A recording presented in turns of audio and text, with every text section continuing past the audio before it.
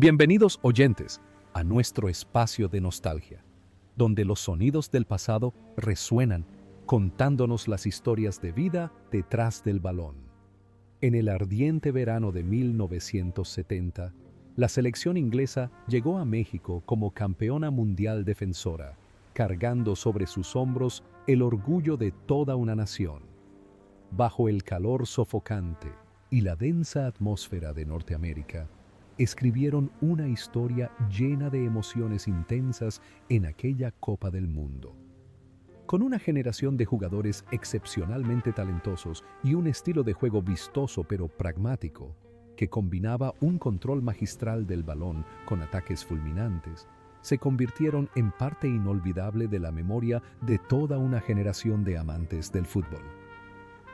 El punto culminante de esos recuerdos fue el clásico partido de cuartos de final, una emocionante persecución de goles contra Alemania Occidental, que terminó en una cruel derrota por 2-3 después de que los Tres Leones se adelantaran por 2 goles. Pero detrás de esos momentos de gloria, mezclados con amargura sobre el césped, se escondían individuos con destinos muy distintos. Ha transcurrido más de medio siglo, y el tiempo, cruel y a la vez indulgente, ha dejado huellas completamente distintas en sus vidas. Algunos llegaron a ser magnates de los negocios, otros eligieron ganarse la vida vendiendo periódicos en un pequeño y tranquilo rincón. Y también hubo quienes tuvieron que caminar en silencio hasta el final de sus días en medio de inmensas tragedias.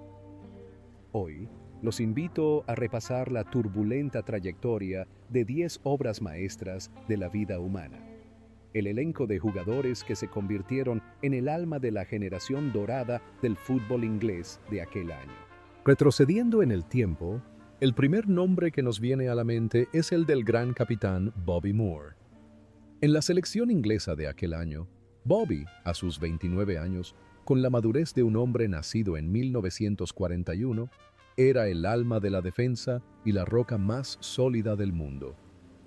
Con su excepcional capacidad para leer el juego y sus entradas suaves pero precisas al milímetro, era el líder espiritual insustituible del equipo. La actuación de Bobby Moore a los 29 años demostró brillantemente su clase eterna con una entrada magistral al legendario brasileño Jairzinho, un momento cumbre de su grandeza. Tras el Mundial de México, su carrera continuó con una entrega total al West Ham United antes de fichar por el Fulham, y posteriormente se aventuró en el extranjero, jugando para los Seattle Sounders en Estados Unidos. A pesar de su genialidad en el campo, su trayectoria tras su retiro estuvo plagada de obstáculos. Intentó incursionar en la dirección técnica de clubes más pequeños y se aventuró en el mundo de los negocios, pero se topó constantemente con amargos fracasos. Más triste aún, la Federación Inglesa de Fútbol, FA, pareció olvidar a su héroe, negándole un puesto digno en la directiva y obligándolo a trabajar como comentarista de radio para ganarse la vida. En su vida personal, Bobby siempre mantuvo la elegancia de un caballero, equilibrando la fama del pasado con la tranquilidad del presente, incluso mientras afrontaba el dolor de un matrimonio roto y las dificultades económicas que lo rodeaban. Se casó por segunda vez y encontró consuelo junto a su nueva esposa, luchando en silencio contra las graves enfermedades que lo aquejaban. Lo más conmovedor es la conexión entre su papel en el campo y su vida real. Parece que la imagen de un líder valiente que siempre manejaba con serenidad cada tormenta frente a la portería se entrelazó con su vida de una manera extraña. En el campo, era un hombre que nunca se amedrentaba ante la presión. En la vida real, Bobby Moore también era un hombre resiliente que soportaba la frialdad de las autoridades y la enfermedad con digno silencio y orgullo. Sin embargo, ese viaje lleno de gloria y turbulencia tuvo que terminar abruptamente. El 24 de febrero de 1993, Bobby Moore falleció a los 51 años a causa de un agresivo cáncer de intestino.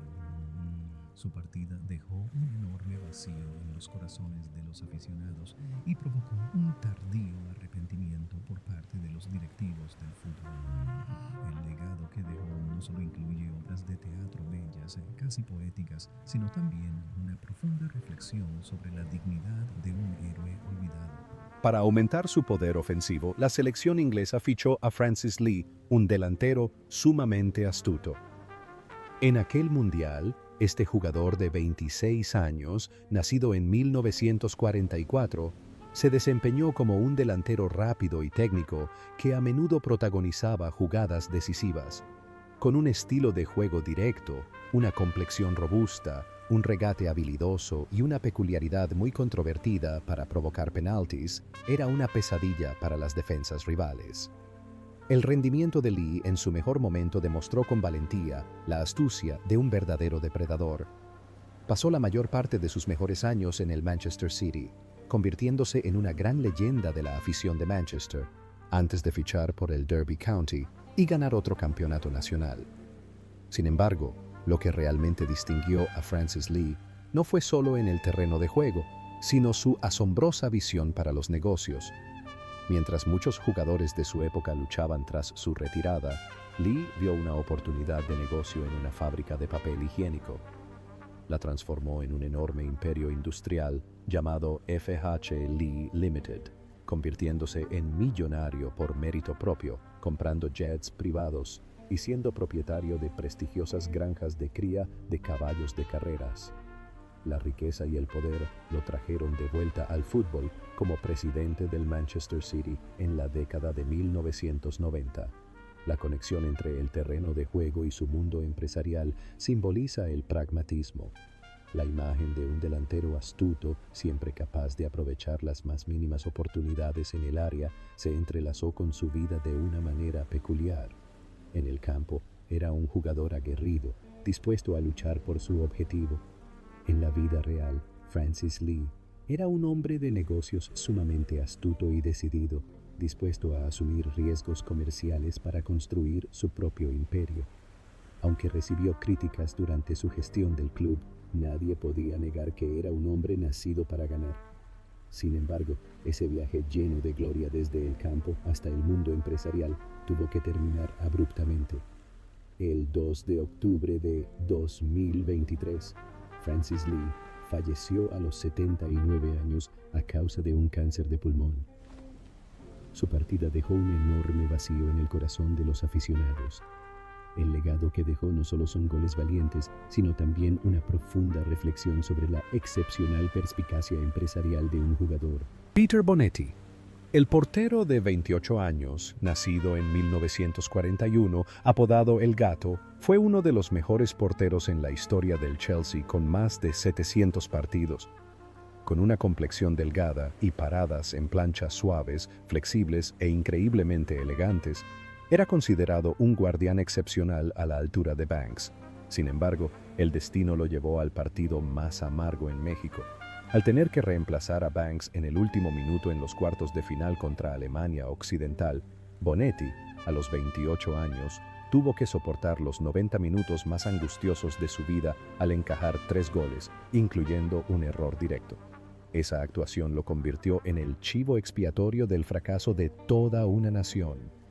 La presión mediática y la ira pública le asestaron un duro golpe psicológico. De regreso a casa, continuó sirviendo al Chelsea con devoción, siendo el héroe que trajo títulos de Copa nacionales, pero la herida del Mundial nunca sanó. Cansado del ruido y la crueldad del fútbol, tras retirarse, Bonetti tomó una decisión sorprendente. Abandonó las luces brillantes de la bulliciosa ciudad y se mudó a la remota isla de Mull, en Escocia, donde se convirtió en cartero. Cambiando sus guantes de portero por una bolsa de correo y caminando a diario por colinas neblinosas, encontró la paz invaluable que el fútbol le había arrebatado. La conexión entre el fútbol y su vida es una paradoja desgarradora. La imagen de un artista volando por los aires, el último en cargar con todos los errores del sistema defensivo, parecía un contraste total con su destino. En el campo, se exponía ante miles de ojos críticos. En la vida real, Peter Bonetti era un alma gentil y frágil, que eligió refugiarse en la naturaleza para sanar las heridas de las lenguas afiladas del mundo. En sus últimos años, su mente fue gradualmente devastada por la cruel enfermedad de Alzheimer, pero su familia y los verdaderos aficionados del Chelsea siempre estuvieron a su lado para protegerlo. Sin embargo, ese viaje lleno de gloria y sufrimiento injusto tuvo que terminar abruptamente. El 12 de abril de 2020, Peter Bonetti falleció a los 78 años a causa de una enfermedad. Su partida dejó un gran vacío en el corazón de sus seguidores y un profundo pesar por el trato que los medios le dieron a una leyenda.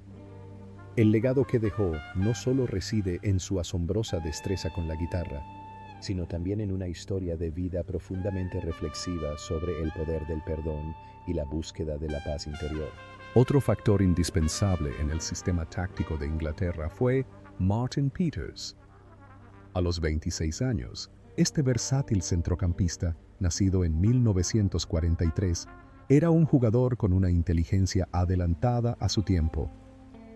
Con un fantástico movimiento sin balón y penetraciones en el área, como si emergiera de la nada, fue elogiado por el entrenador Alf Ramsey como un jugador 10 años adelantado a su tiempo. El rendimiento de Peters a los 26 años demostró brillantemente su agudo instinto goleador.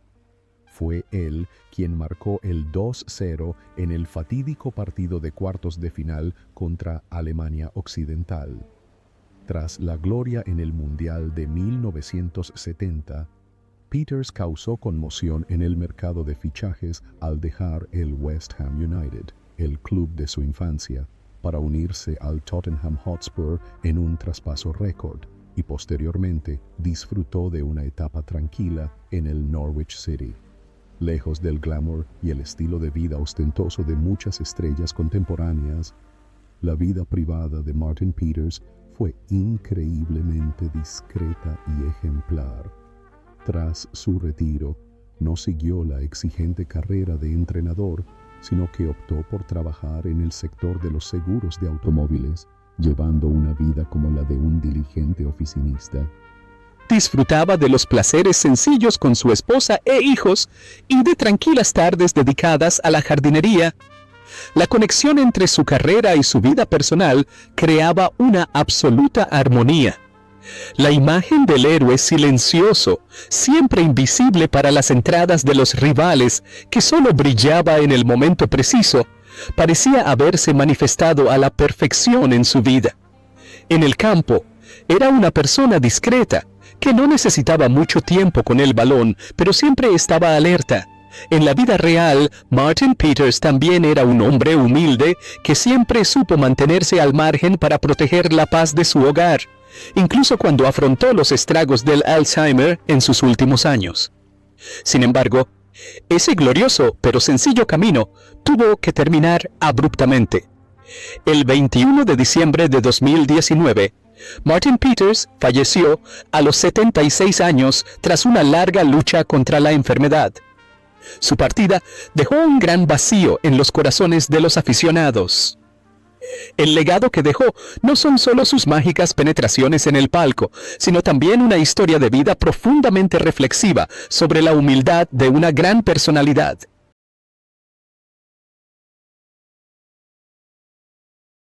En el flanco derecho, la fiabilidad recaía en Keith Newton.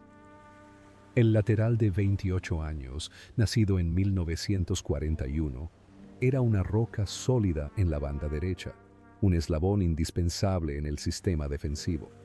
Con un estilo de juego diligente y discreto, una marca férrea y un apoyo ofensivo rítmico, aportaba un equilibrio absoluto a la formación táctica. El rendimiento de Newton, a los 28 años, demostró una consistencia increíble. Fue él quien dio la asistencia del primer gol en el histórico partido de cuartos de final contra Alemania Occidental, antes de ser sustituido en una controvertida decisión táctica del entrenador. Tras regresar de México, la carrera de Newton continuó sin problemas en clubes del noroeste de Inglaterra como el Everton, y especialmente durante sus años de servicio dedicado al Burnley. En contraste con el torbellino de fama de sus compañeros, la vida de Keith Newton, después de retirarse, fue increíblemente sencilla, a veces provocando cierta melancolía. Se alejó por completo de los focos, las fiestas de la alta sociedad y los lucrativos puestos en cuerpos técnicos. Con sus ahorros, abrió un pequeño kiosco de periódicos y estanco en Blackburn. Día tras día, ordenaba manualmente cada periódico, sonriendo y saludando a sus vecinos de clase trabajadora. Era feliz con la vida de una persona común, alejado de las polémicas y el bullicio. La conexión entre su estilo de juego y su vida era profundamente similar. La imagen de un defensa diligente que nunca buscaba la atención de la prensa se manifestaba en su vida de la forma más sencilla. En el campo era un jugador de fondo, apoyando incansablemente desde atrás para que los delanteros brillaran. En la vida real, Keith Newton también eligió un papel discreto, contento con las pequeñas alegrías de un hombre que cuidaba de su hogar. Sin embargo, ese camino lleno de altibajos pero de paz tuvo que terminar abruptamente. El 16 de junio de 1998, Keith Newton falleció a los 56 años a causa de un cáncer de pulmón. Su partida dejó un gran vacío en los corazones de sus seguidores en su tierra natal. El legado que dejó no son solo cruces precisas, sino también una historia de vida profundamente reflexiva sobre cómo renunciar a la fama para encontrar la verdadera paz.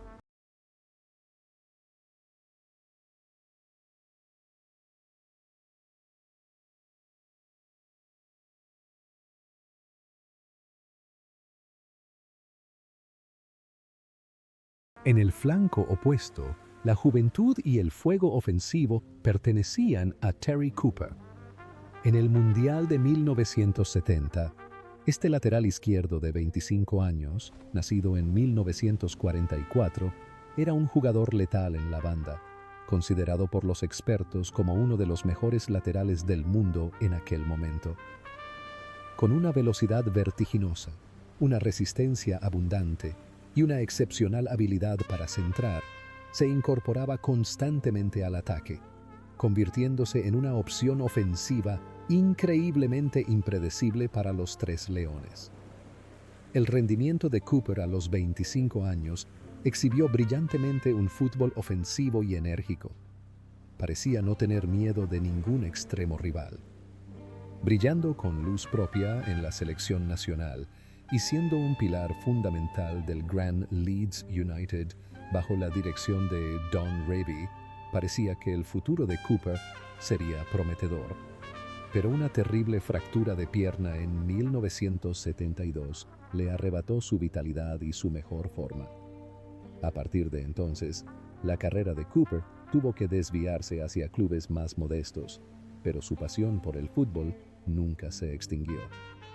Tras colgar las botas, se dedicó a entrenar, trabajando duro en las ligas inferiores, dirigiendo al Bristol City y al Exeter City, luchando por cada victoria con presupuestos limitados. Su vida fue una sucesión de viajes incansables, un apego de por vida al olor a hierba, al barro del auténtico fútbol inglés. La vida personal de Cooper fue una sucesión de días de dedicación silenciosa, transmitiendo la llama de la pasión a su hijo, quien más tarde también siguió una carrera futbolística.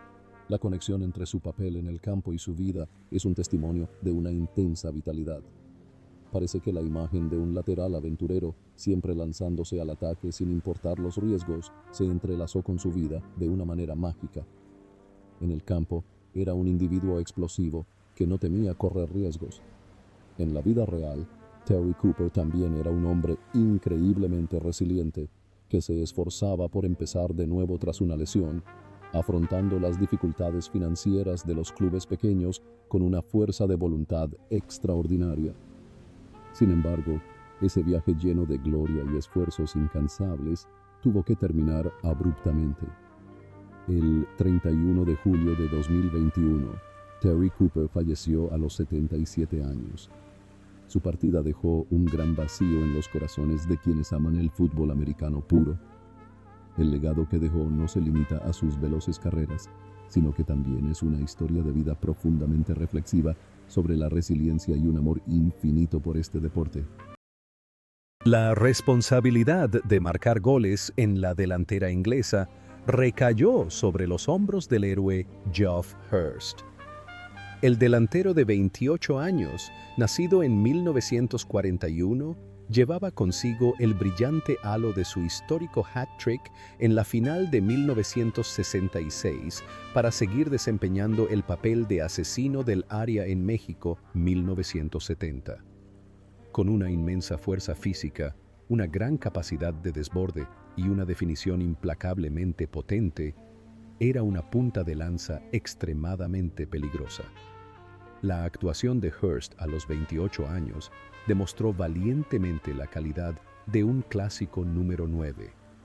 Fue él quien marcó el gol decisivo que dio una ajustada victoria sobre Rumanía en la fase de grupos. Tras la clausura del Mundial de 1970, su carrera dio un giro inesperado al dejar el West Ham United para jugar en el Stoke City, el West Bromwich Albion y, brevemente, en Estados Unidos. Tras colgar las botas, se dedicó a entrenar, dirigiendo al Chelsea durante más de 2 años. Sin embargo, el fútbol no podía retenerlo para siempre. Ante la presión e inestabilidad de la profesión de entrenador, Geoff Hurst tomó una decisión audaz. Abandonó por completo el mundo del fútbol para empezar de cero en el sector de los seguros y las finanzas. De ser una leyenda aclamada por millones, aprendió pacientemente a realizar llamadas en frío, a persuadir a cada cliente y, poco a poco, se convirtió en un empresario de gran éxito. Su vida personal es increíblemente plena junto a su esposa Judith, un amor duradero que superó todas las tentaciones del mundo del fútbol. A pesar de la tragedia de perder a su hija mayor a causa de un tumor cerebral, siguió siendo un pilar fundamental para su familia. La imagen de un guerrero valiente, siempre decisivo en cada jugada, parece estar completamente ligada a su vida. En el campo, era un pragmático, rápido para aprovechar las oportunidades. En la vida real, Geoff Hurst es también un hombre sumamente racional, que sabe cuándo avanzar y cuándo retroceder, dispuesto a ceder el protagonismo para construir una base sólida para su familia. Hoy, mucho después de haberse retirado, Geoff Hurst, a sus 84 años, disfruta de una vida plena y tranquila junto a su familia y nietos. Su historia es un testimonio de perseverancia, de superación personal ante cualquier adversidad y sigue inspirando a las nuevas generaciones sobre la valentía necesaria para reconstruir sus vidas. Si Bobby Moore era el escudo de acero de arriba, el hombre que se erguía en el marco de madera protegiendo los logros de Inglaterra era Gordon Banks, una verdadera leyenda.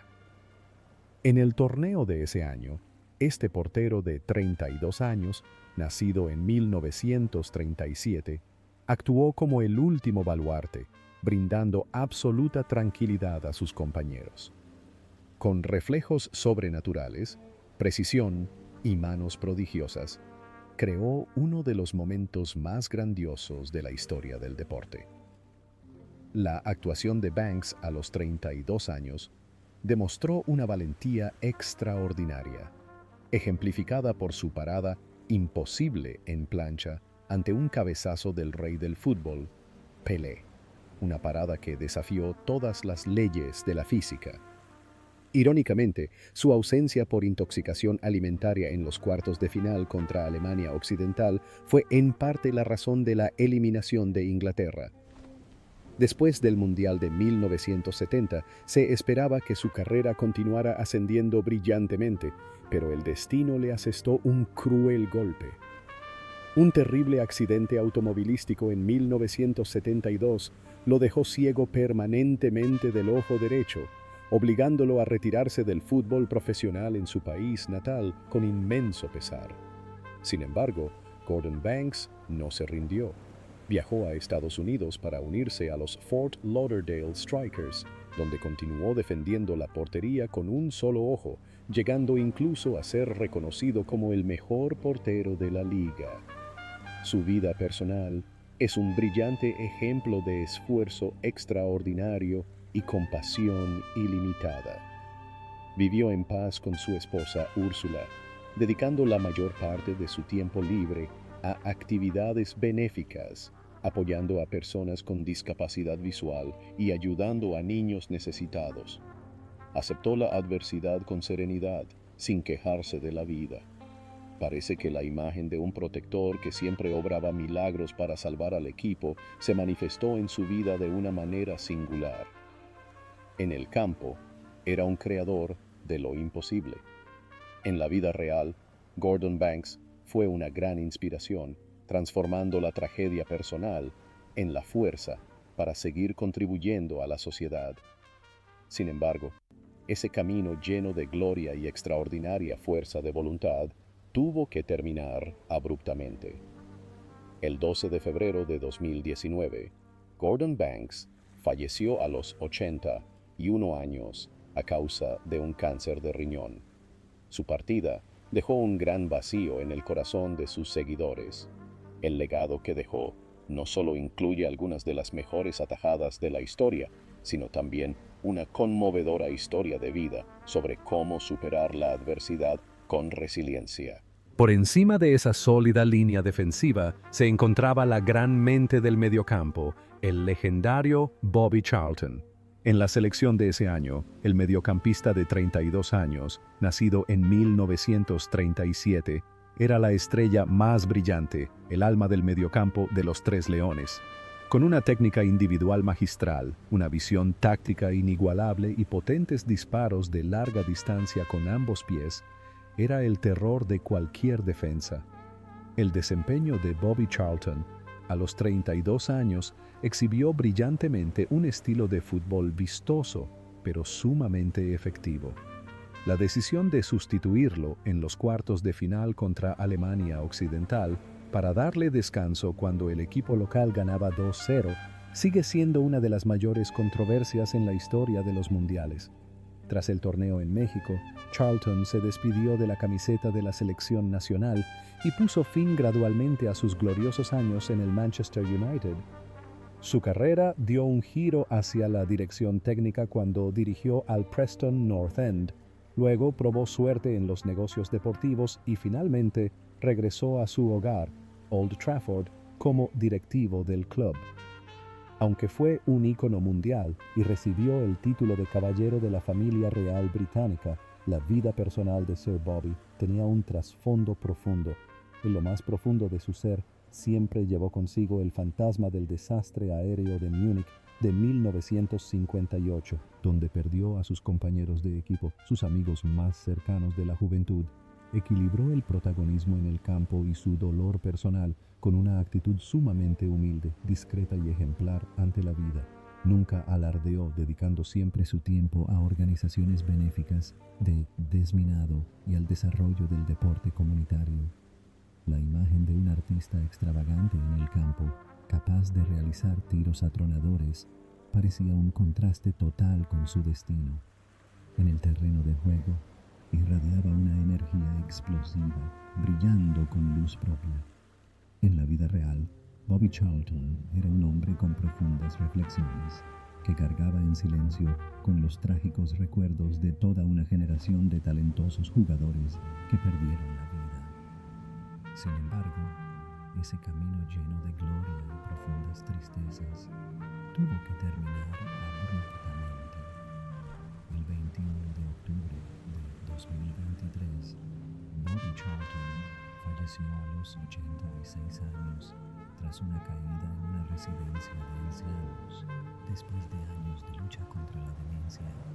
Su partida dejó un enorme vacío en los corazones de sus seguidores en todo el mundo. El legado que dejó no solo incluye goles espectaculares, sino también una profunda reflexión sobre la humildad y la lealtad. Junto a Bobby Charlton, Alan Ball asumía una enorme carga de trabajo en el mediocampo. Durante el Mundial de 1970, Este centrocampista de 25 años, nacido en 1945, era una máquina incansable que trabajaba sin descanso en el centro del campo. De baja estatura, cabello rojo fuego y una característica voz aguda, Alan Ball compensaba su baja estatura con una resistencia extraordinaria, un espíritu de lucha feroz y la capacidad de presionar constantemente por todo el terreno de juego. El rendimiento de Ball a los 25 años reflejó a la perfección la imagen de un moderno centrocampista todoterreno, alguien que nunca se rindió ante el intenso calor de Sudamérica. Tras el torneo, su carrera siguió en ascenso al dejar el Everton para unirse al Arsenal por una cifra récord en Gran Bretaña en aquel entonces, donde continuó aportando sus años más brillantes. Al retirarse como jugador, pasó a la dirección técnica, experimentando muchos altibajos al frente de clubes como el Portsmouth, el Southampton y el Manchester City. Pero tras la agresividad, el carácter fogoso y el comportamiento a veces impulsivo en la banda, la vida cotidiana de Alan Ball era una hermosa y conmovedora historia de amor. Entregó su corazón y su vida por completo a su esposa, Leslie. Cuando ella contrajo un cáncer agresivo, dejó de lado todas sus ambiciones, permaneciendo a su lado día y noche para cuidarla hasta su último aliento. El dolor de perder a su esposa dejó una herida abierta en el alma de aquel hombre de hierro. Parece que la imagen de un guerrero que nunca se rendía en el campo se entrelazó con su vida de una manera extraña. En el terreno de juego era alguien que siempre ardía por los colores del equipo, dispuesto a luchar por cada centímetro de césped. En la vida real, Alan Ball era un esposo y padre devoto que luchó hasta el final para proteger a su familia de crueles tragedias. Sin embargo, aquel camino lleno de gloria y profundo afecto tuvo que terminar abruptamente. El 25 de abril de 2007, Alan Ball falleció a los 61 años a causa de un infarto mientras intentaba apagar una hoguera en su jardín. Su partida dejó un doloroso vacío en los corazones de los fans. El legado que dejó no es solo un espíritu de lucha inmortal, sino también una historia de vida profundamente reflexiva sobre el amor fiel y la devoción absoluta.